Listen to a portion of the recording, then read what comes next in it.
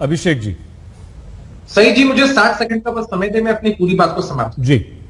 देखिए, जातीय जनगणना की मांग हमारी पार्टी, हमारे नेता की तरफ से लंबे समय से उठाई जा रही है। मिथिलेश जी एक बात तो कह रहे हैं, लेकिन 2019-2020 में बिहार के विधानमंडल में सभी दलों ने एक साथ सर्वसम्मति से प्रस्ताव पारित किया था इसके पक्ष। उनकी पार्टी, बीजेपी हो, आरजेडी हो, कांग्रेस हो, सबने किया था। हमारी पार्टी ने इसको उचित फोरम पर उठाया। हमारी पार्टी के राष्ट्रीय अध्यक्ष माननीय ललन बाबू के नेतृत्व में पार्टी के सभी एमपीज ने गृह मंत्री अमित शाह जी से मिलकर मेमोरेंडम सौंपा। हमारे नेता नीतीश कुमार जी ने केंद्र की सरकार से आग्रह भी किया और इसी के बाबत समय मिला है कल आदरणीय प्रधानमंत्री नरेंद्र मोदी जी से। आदरणीय नीतीश कुमार जी के नेतृत्व में डेलीगेशन उनसे मिलेगा और अभिषेक को बड़ी मजबूती से। अभिषेक जी, ये जो बात आप बता रहे हैं, ये बातें तो पता है, ये तो देखिए हमने अभी अपनी रिपोर्ट में भी दिखाया, हम भी ये कह रहे हैं कल आप मिलने जा रहे हैं, इसीलिए हम चर्चा कर रहे हैं यहाँ पर। हमारा सवाल सिर्फ ये है अभिषेक जी, मिथिलेश जी तो साफ मना कर रहे हैं कि साहब वसुदेव कुटुंबकम, हम पूरी दुनिया हमारी है, सब हमारे हैं, हर भारतवासी, इसमें जाति क्या होता है भाई? सईद जी, हमारा सवाल ये है कि आप मतभेद तो आप दोनों में हैं, भले ही आरजेडी आपके साथ जा रही है, भले ही समाजवादी पार्टी और बहुजन समाज पार्टी आपका समर्थन कर दें या वो भी जातीय जनगणना की मांग कर दें, ये सवाल ये है छोटा सा जी। आपने देखिए, आपकी तरफ से ऐसा सवाल उठना एकदम लाजमी है, मैं इस बात को एक्सेप्ट करता हूँ।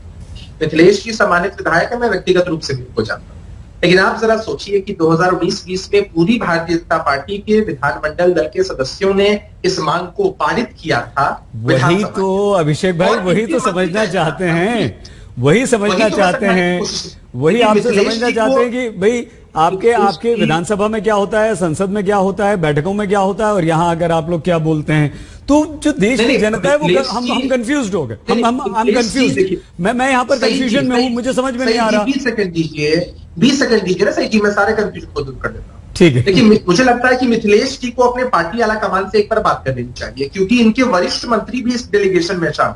आप मानते हैं मिथिलेश जी गलत बोल रहे हैं? आप मानते हैं ये बात?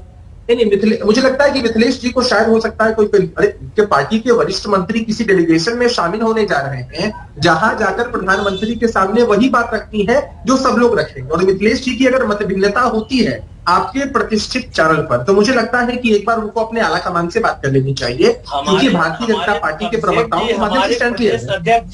हमारे प्रदेश अध्यक्ष जी डॉक्टर संजय जायसवाल जी ने स्पष्ट संसद में कहा कि जनगणना अगर हो तो गरीबी और अमीरी के आधार पर हो, ये संसद में उनका वक्तव्य है। तो मुझे क्या आला कमान से बात करने की बात है? पार्टी के अध्यक्ष नेताओं के नेता होते हैं हमारी पार्टी में। आपके सम्मानित मंत्री इस डेलीगेशन में शामिल हुए, मुझे लगता है इस बात की जानकारी तो आपको होगी। शामिल होने जा रहे हैं तो शामिल होंगे, बात रखेंगे, लेकिन शामिल होकर आप परिणाम तो आने दीजिए, परिणाम का प्रतीक्षा कर लीजिए। तो मैं आप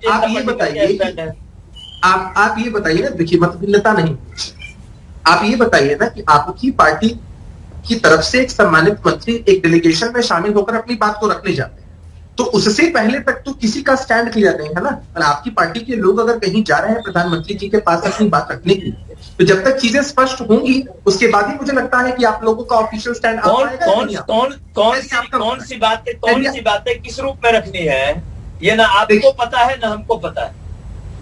और मैंने तो अपनी पार्टी का स्टैंड रखा, मैंने तो अपनी पार्टी का स्टैंड कर रहे हैं, तो 2020 में पार्टी का स्टैंड रख दिया, और आपके पार्टी के विधानमंडल दल के सभी सदस्यों ने अपना जो आधिकारिक स्टैंड था वो 2019-20 में स्पष्ट कर दिया। मुझे लगता है कि हम लोगों को थोड़े समय का इंतजार करना चाहिए। मिथिलेश भी तो विधानमंडल के सदस्य हैं ना, मिथिलेश जी भी हैं। खैर सही जी, हर पार्टी की अपनी अपनी विचारधारा और सोच होती है, उस हिसाब से हमारी मतभिन्नता है इस मामले में। मेरा बस इतना कहना है कि अमूमन आपने भी देखा है कि किसी भी केंद्र सरकार या प्रदेश की सरकार की कोई भी जो योजना होती है, उसका लाभ जब लोगों को मिलता है तो उसके आधार में उनकी जाति होती है और किस वर्ग से वो लोग आते हैं वो होता है, ताकि सबके बीच एक सामाजिक और आर्थिक समानता हो। क्रीमी लेयर एक आपने शामिल किया था आरक्षण में, अब हो ये रहा है कि वो क्रीमी लेयर ही आगे बढ़ते जा रहे हैं, और जो बेचारे गरीब है वो गरीब का गरीब हैं, जो आरक्षण का फायदा उठा रहे हैं वो 70 साल से 60 साल से उठाया जा रहा है, बाकी किसी को मिल ही नहीं रहा है। सही जी, जो क्रीमी लेयर के लोग हैं और आरक्षण में उनके लिए जो प्रावधान है वो एक अलग विषय है। हम यहाँ जातीय जनगणना को यहाँ इसलिए डिस्कस कर रहे हैं क्योंकि किसी खास जाति से आने वाले लोग जो किसी वर्ग में आते हैं, जब तक हमको उनके एग्जैक्ट जनसंख्या के बारे में जानकारी लेकिन अभिषेक जी उसके बाद ये तो तय है ना, उसके बाद ये तो तय है कि संख्या बढ़ेगी 1971 के बाद अब आप करेंगे तो जाहिर सी बात है सब उल्टा पुल्टा हो जाएगा ना। आरक्षण जो 50% से ज्यादा नहीं जा सकते वहां भी लड़ाई झगड़ा शुरू हो जाएगा। देखिए मैंने बार बार आपसे कहा कि वो एक अलग विषय है कि 50% तक हम आरक्षण ले सकते हैं, वो एक अलग विषय है, लेकिन किसी के मन में भी असंतोष नहीं आया। अमूमन हमने देखा है ना कि किसी पिछड़े समुदाय के जब लोग होते हैं उनके मन में ये अविश्वास होता है कि भाई हमारी संख्या इतनी है और हमें इतना लाभ मिलना चाहिए ताकि हमारे लोग भी। ठीक है, थोड़ा जल्दी एक रिएक्शन ले लेते हैं। शक्ति जी फिर से आते हैं आपके पास। अभिषेक जी इनकी बात सरासर गलत है, इस बात से मैं इत्तेफाक नहीं रखता हूं। आपने देखा कि हम लोग हमेशा चर्चा करते हैं महिला सशक्तिकरण की। अब बिहार एक ऐसा राज्य है जहां आधी आबादी को नीतीश कुमार जी ने इतनी ताकत दी और उनकी बदौलत भी हमारी सरकार इतनी मजबूती से चलती है और नीतीश कुमार जी पर लोग। ठीक है, बहुत धन्यवाद।